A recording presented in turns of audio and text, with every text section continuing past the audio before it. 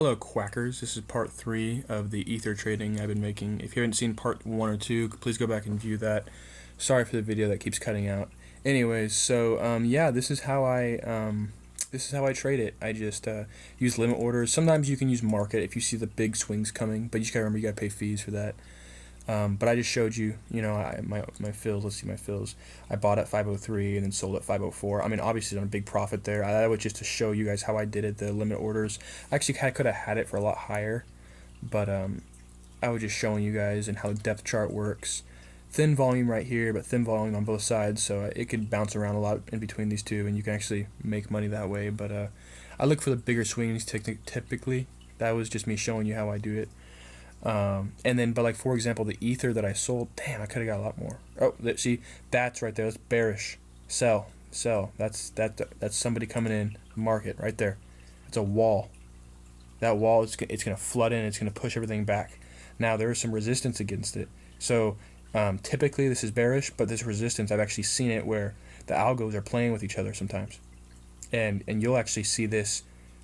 It builds a slingshot sometimes. There's not as much volume behind it, but there's this big volume right in front of it, and then it'll cancel all this. Just go boom, and then like the order will go away, and it'll slingshot. All this volume will pour in, and it'll slingshot the price up.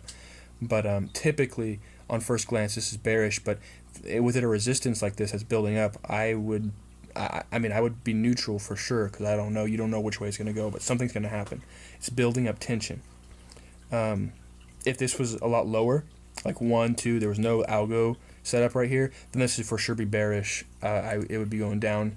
But right now we're just gonna wait and see. I don't know, but yeah. But this is how I trade it. You can scalp, you can get a lot of money. Anyway, so that ether that I sold, I had bought it at 440, 450, 460.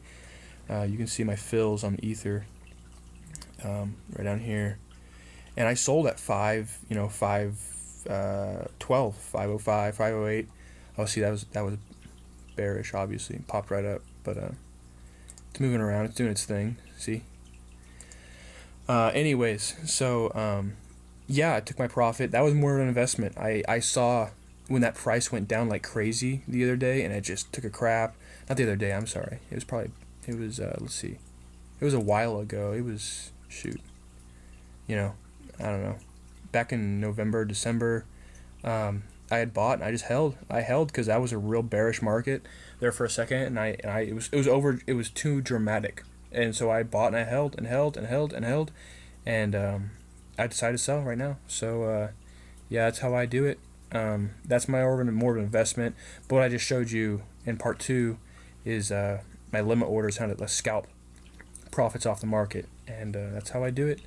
Like and subscribe, and just remember that I do have a BitConnect account.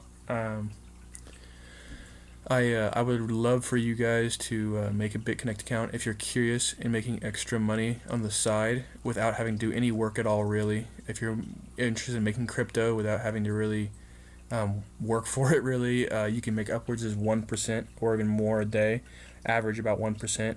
BitConnect is a great service. Just be advised on all the risks associated with it. Check out my other videos on how to get set up with that.